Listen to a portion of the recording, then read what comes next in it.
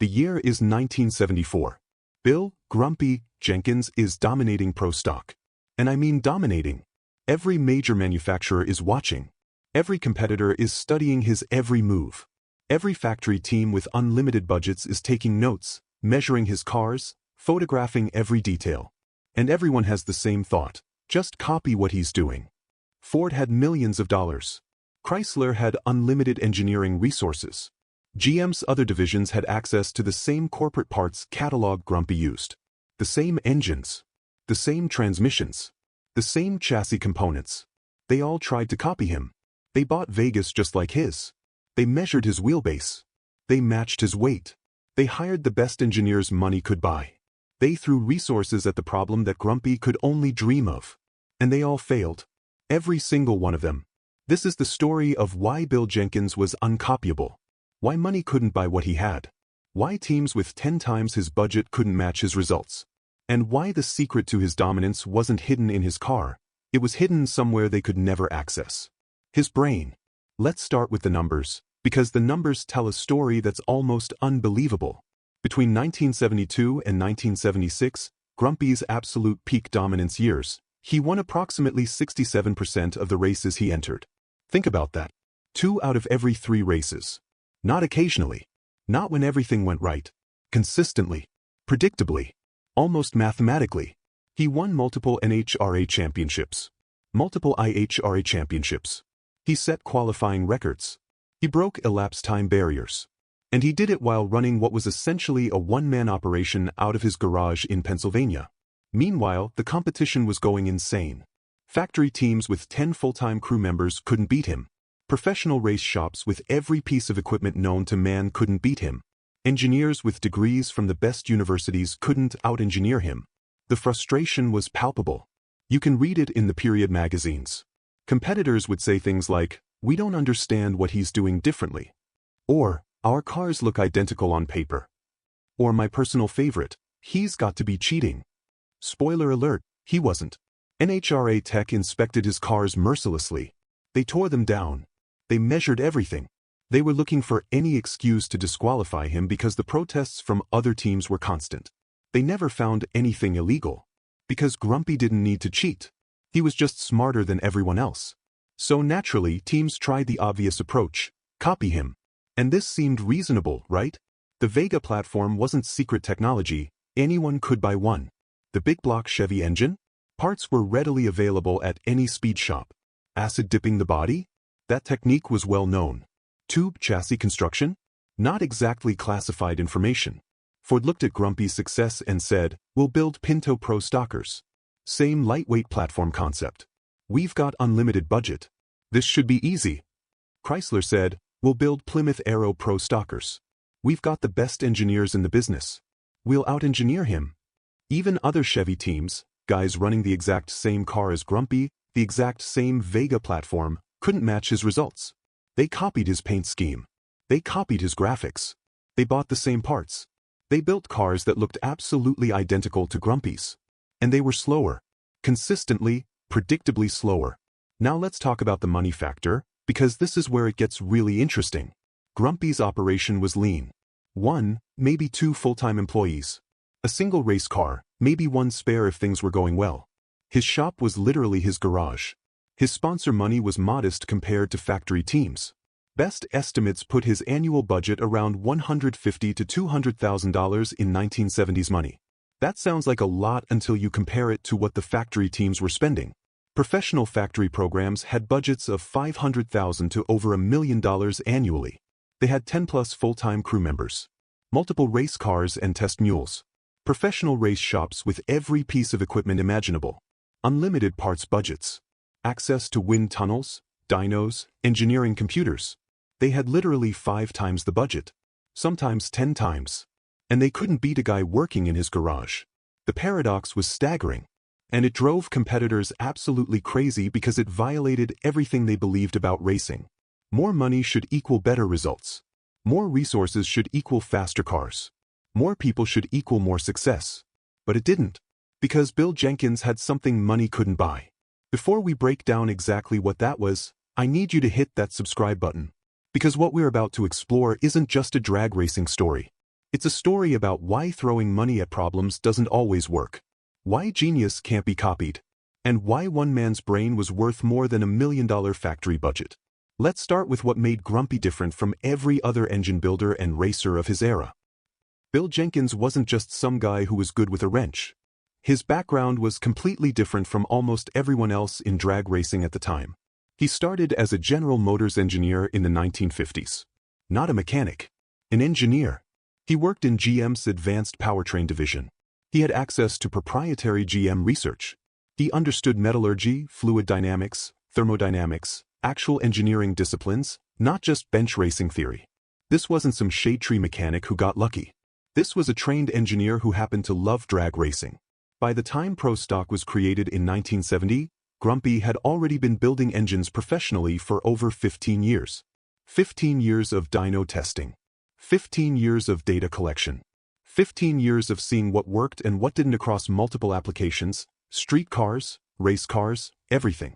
Now compare that to a typical factory team engineer in 1974. Maybe they had 5 years of experience. Maybe they were smart, well-educated, talented people.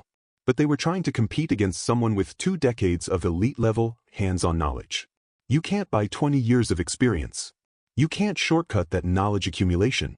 Teams tried to hire smart people, but Grumpy's knowledge was built on foundations they didn't even know existed. But the knowledge gap was just the beginning. The real difference was in how Grumpy approached testing. Most teams tested like this. Change one variable. Make a pass.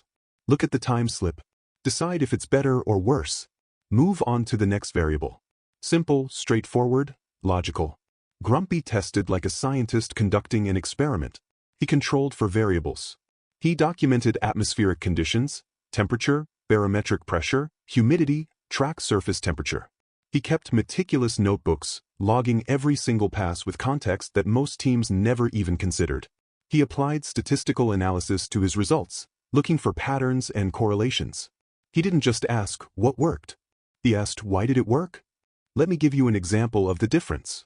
Typical team testing cylinder heads. We tried head A and ran 9.50. We tried head B and ran 9.48. Head B is better. Done. Grumpy testing cylinder heads. Head A flowed 285 CFM at 0.50 lift. Head B flowed 290 CFM. On a 70-degree day with 30.1 inches of barometric pressure, Head A gave us 9.50. But the track temperature was 2 degrees warmer than optimal, and I know from previous testing that this costs approximately 0.02 seconds. Correcting for atmospheric conditions, Head A should have run 9.47. Head B ran 9.48 in better conditions, so it's actually slower once you normalize the data. See the difference? Same result on the time slip. Completely different level of understanding. And here's the thing, even if competitors knew Grumpy used this methodology, most of them didn't have the discipline to execute it. It's boring. It's tedious. It requires patience when you want to go racing. It requires thinking when you want to be wrenching. But that discipline is what separated Grumpy from everyone else. Now let's talk about engineering philosophy, because this is where it gets really interesting. Most teams approached Pro Stock like this. We need more horsepower. Buy better heads. We need more traction. Buy better tires. We need less weight. Remove more material. Linear thinking. Better parts equal better results. Simple. Grumpy approached it completely differently. He thought in systems, not parts. Everything affects everything else. 5 extra horsepower might actually make your car slower if it disrupts your weight distribution. Lighter isn't always better if it compromises chassis rigidity. You can't just bolt on parts and expect them to work together. You have to optimize the entire system. Real example, let's say your car is slow off the line. The typical solution is to add weight to the rear for traction. Throw some ballast in the trunk. Done. Grumpy's solution. Analyze the suspension geometry. Calculate the weight transfer during launch based on engine torque curve. Determine the optimal front-rear weight bias for this specific car with this specific engine. Run the math. Test the theory. The result? Grumpy's cars would launch harder with less rear weight than competitors' cars because the system was optimized, not just heavy. You can copy the final weight number. You can measure his car, see that it's 52% front, 48% rear, and match it exactly. But you can't copy the analytical process that determined that number was optimal for that specific combination of components. That process lived in Grumpy's head, built on 2 decades of experience and understanding. And there was another element that couldn't be copied: fabrication precision. Factory teams had professional welders, expensive equipment, consistent quality. Everything was done by the book and it was good work. But Grumpy personally oversaw every critical weld. He understood stress points from his engineering background. He knew where precision mattered and where it didn't. He was obsessive about details that others didn't even know existed. Example: engine mounts. A typical team would use a standard motor mount kit. Mount the engine, make sure it's secure, done. Grumpy custom fabricated mounts positioned to within 0.010 inches for optimal weight distribution and driveline alignment. Not approximately correct. Exactly correct. Chassis tubing. Typical teams followed chassis plans with consistent tube diameter throughout. Grumpy varied tube diameter based on stress analysis. Lighter tubing where loads were minimal. Heavier tubing where stress concentrated. Every tube diameter was a calculated decision. There's a story from a competitor, and I'm paraphrasing from a period interview, who said, "I watched Grumpy reject a $500 cylinder head because one port was 0.003 inches off specification. We were using heads that varied by 0.020 inches and thought that was fine. He was working to tolerances we didn't even know mattered." You can buy the same tools Grumpy used. You can buy the same measuring equipment. But you can't buy the instinct for where precision matters most. That comes from decades of experience and deep understanding of how systems work. But here's where it gets really interesting. Even when Grumpy told people what he was doing, they still couldn't copy him. Because the hardest thing to copy wasn't his technology. It wasn't his fabrication. It wasn't even his testing methodology. It was his mindset. And you absolutely cannot buy a mindset. Grumpy had a psychological edge that was almost as important as his technical edge. He never doubted his approach. While other teams were chasing every new trend, every hot new part, every magazine recommendation, Grumpy stuck to his methodology. He trusted his data over opinions. He trusted his analysis over conventional wisdom. This created a psychological warfare situation that competitors didn't even fully understand. They knew Grumpy had analyzed everything. They knew he had data they didn't have. They knew he understood things they didn't understand. And that knowledge created a self-fulfilling prophecy. Multiple competitors have said variations of, "When you pull up next to Grumpy on the starting line, part of you has already lost." That's a mental advantage before the car's even stage. That's the power of demonstrated competence creating psychological intimidation. And Grumpy's documentation obsession amplified this advantage. His notebooks were legendary. Every pass documented.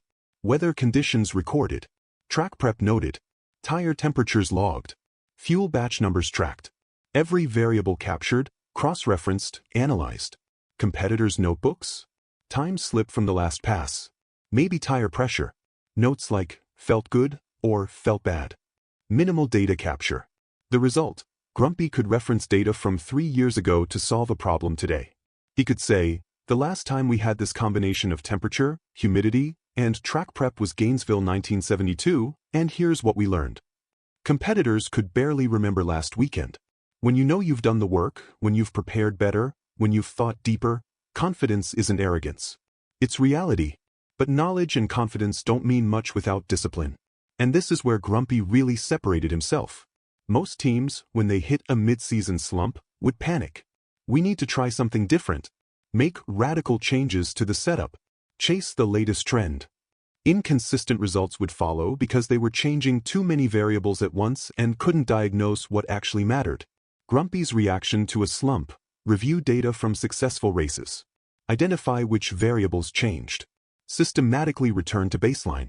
Patient troubleshooting. Consistent methodology. No panic. No radical changes. Just methodical problem solving. Here's another example. New cylinder head design comes out. Everyone's talking about it. Impulsive approach. Hear about the new head. Rush to buy it. Install it immediately. Race without proper testing. Get inconsistent results and can't diagnose why because you changed too many things at once. Grumpy's approach: research the new head design. Dyno test for months. Understand flow characteristics completely. Test on the track in controlled conditions. Only implement when you fully understand how it interacts with your entire system. Get predictable results because you know exactly why it works. While competitors were chasing every new trend, Grumpy was perfecting fundamentals.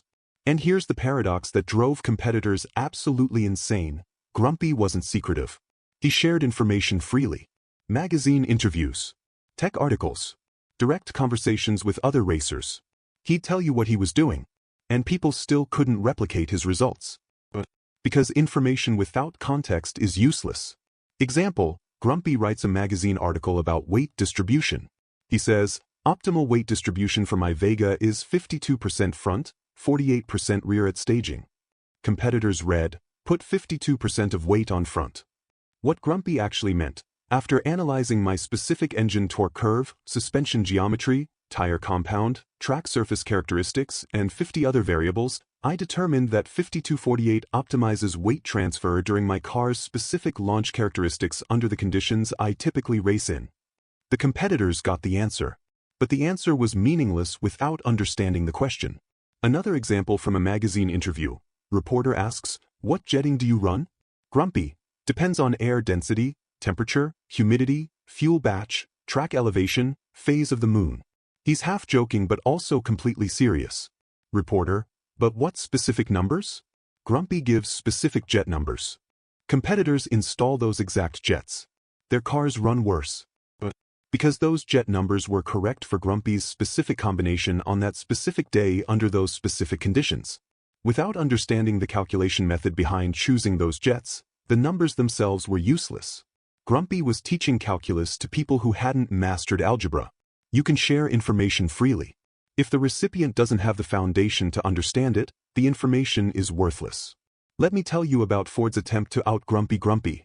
In 1974 and 1975, Ford Performance looked at what Grumpy was doing and said, we can do this. We'll build Pinto Pro Stockers. Same lightweight platform concept as the Vega. We've got unlimited budget. We've got the best engineers. We'll beat him at his own game. They copied everything they could see. Lightweight platform, Pinto instead of Vega, but same concept. Big block engine, Ford 429 instead of Chevy 454. Acid dip body. Tube chassis construction. Similar wheelbase. Comparable weight. On paper, they built a car identical to Grumpy's Vega in every measurable way. They had everything money could buy. Professional crew. Unlimited testing budget. Access to Ford's engineering resources. Wind tunnel time. Dyno time. Everything. The results? Competitive, but never dominant. They'd win occasionally, but inconsistently. They were fast on paper but couldn't match Grumpy's relentless consistency. The program was eventually abandoned. Why did it fail? Because Ford built a car that looked like Grumpy's. They didn't build the knowledge system that created it. They copied the output without understanding the process. Now let's talk about Chrysler's even more expensive failure. In 1976, Chrysler decided the Plymouth Arrow was their answer to the Vega and Pinto concept. Lightweight import platform. Massive factory backing. Professional team. Unlimited resources. They were going to throw money at the problem until it was solved. Estimated program cost, over $750,000 in 1976 money. That's multiple millions in today's dollars. They built multiple cars. Extensive testing program. Best Mopar engine builders. Professional race team. Everything money could buy. And they got it fundamentally wrong from the start. Mistake number 1. They chose the platform based on specifications, not understanding. The Arrow looked good on paper, lightweight, compact, suitable dimensions. But the structural characteristics were wrong. The unibody wasn't suitable for the kind of modifications Pro Stock required. They had to over-engineer fixes, which added weight, which defeated the whole purpose. Mistake number 2. They threw money at problems instead of understanding them. Car won't launch straight? Buy expensive suspension components. Don't analyze the geometry. Don't understand the root cause. Just buy better parts. Grumpy's approach would have been, analyze the geometry, understand why it's not launching straight, fix the actual problem. Their approach, band-aid it with expensive parts. Mistake number 3, rush timeline. They wanted immediate results. They skipped methodical development. They changed too many variables at once. When problems arose, they couldn't diagnose them because they didn't understand the system. The outcome, program lasted less than 2 seasons. Never won a major event. Abandoned in embarrassment. Millions of dollars wasted. The lesson, you cannot buy shortcuts to knowledge that took decades to accumulate. But here's the ultimate irony. The only person who came close to challenging Grumpy consistently was Bob Glidden. And Glidden didn't try to copy Grumpy's car. He copied Grumpy's approach. Glidden studied Grumpy's methodology, not his vehicle. He applied the same scientific approach but to Ford platforms. He developed his own knowledge base, created his own testing discipline, built his own system of understanding. And it worked. By the late 70s, Glidden was the only person who could consistently challenge Grumpy. Because he understood what Grumpy was really doing. He didn't copy the car. He learned the philosophy and applied it his own way. Grumpy and Glidden had tremendous mutual respect because Glidden got it. He understood that you can't copy genius. But you can learn from its methodology and build your own version. That's the profound truth right there. You can't copy genius. But you can learn from its methodology. But there's one more factor that really drove competitors crazy. Just when they thought they'd figured Grumpy out, he'd already moved on to something new. Here's the timeline problem competitors faced. Year 1, study what Grumpy did last season. Year 2, implement those changes. Year 3, finally match his previous performance. But by year 3, Grumpy is 3 years ahead of where he was. He's already testing concepts for 2 years in the future. While competitors were copying 1974 Grumpy, 1976 Grumpy was already developing innovations for 1978. The pattern repeated constantly. 1972 to 1973, Grumpy pioneers acid dipping and weight optimization. Competitors catch up by 1974. 1974 to 1975, Grumpy develops advanced chassis geometry. Competitors catch up by 1976. 1976 to 1977, Grumpy optimizes electronic ignition systems. Competitors catch up by 1978. 1978 to 1979, Grumpy refines aerodynamics. Competitors are still trying to figure it out. By the time anyone copied Grumpy's innovation, he'd already innovated past it. It was like chasing a ghost. By the time you figured out where he was somewhere else entirely. And here's what made it even more frustrating. NHRA kept changing rules to slow Grumpy down, and he'd turn restrictions into advantages. The pattern was predictable. 1. Grumpy dominates with an innovation. 2. NHRA changes rules to slow him down. 3. Competitors celebrate, finally, a level playing field. 4. Grumpy adapts faster than anyone. 5. Grumpy dominates again. Example, 1975, NHRA increases minimum weights for all pro stock cars. Competitors, great. This will slow down Grumpy's lightweight Vega. Grumpy's reaction, he'd already tested heavier configurations. He knew exactly where to add weight for optimal performance. He had data on how weight affects each component. He implemented changes in weeks while competitors took months. The result, Grumpy's car got heavier and faster simultaneously. Because he added weight strategically while competitors just bolted ballast wherever it fit. Competitors saw rule changes as obstacles. Grumpy saw them as optimization problems with new parameters. And this created a compounding effect that widened the gap over time. Grumpy's knowledge advantage in 1972, 10 years of accumulated data. Grumpy's knowledge advantage in 1976, 14 years of accumulated data. But it's not linear growth. Each year of new data was informed by all previous years. Each test was more sophisticated than the last. Each insight was built on foundations others didn't have. The longer Grumpy competed, the harder he became to copy. The knowledge gap didn't shrink, it expanded exponentially. Imagine trying to storm a castle. But every day you spend preparing, the castle gets stronger. Walls get higher. Defenses improve. That was competing against Grumpy. By the time you caught up to his 1975 knowledge, his 1977 knowledge was already insurmountable. Competitors could see the castle. They could study its design. They could try to build their own. But they couldn't replicate the decades of construction knowledge that built it. So what does the Grumpy Jenkins story teach us? Lesson 1. Money can't buy time. Factory teams had unlimited budgets, but they couldn't buy 20 years of experience. Time and accumulated knowledge are ultimate advantages. No shortcut exists. Lesson 2. Methodology beats resources. Scientific approach beats expensive equipment. Disciplined testing beats unlimited testing. Understanding why beats knowing what. Process creates sustainable advantage. Lesson 3. Systems thinking wins. An optimized system beats the sum of best parts. Everything affects everything. Holistic understanding beats piecemeal improvements. Integration matters more than components. Lesson 4. Evolution beats copying. A moving target can't be hit. Continuous improvement beats one-time breakthroughs. Adaptation as core competency beats static excellence. Lesson 5. Mindset is everything. Confidence from competence. Discipline over impulse. Long-term thinking over short-term results. Obstacles as optimization opportunities. And here's what's beautiful about this. This isn't just a drag racing story.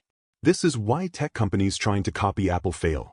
Why sports teams trying to copy championship systems fail. Why businesses trying to copy Amazon fail. They all fail for the same reasons Grumpy's competitors failed. You can copy what someone does. You cannot copy who they are, how they think, and what they know. Now, the truth is that eventually, other teams did catch up to Grumpy. Not by copying him, but by learning the lessons his dominance taught. By the early 1980s, Bob Glidden had built his own knowledge fortress. Warren Johnson had developed his own methodology. Factory teams had learned to think systematically. The field had evolved.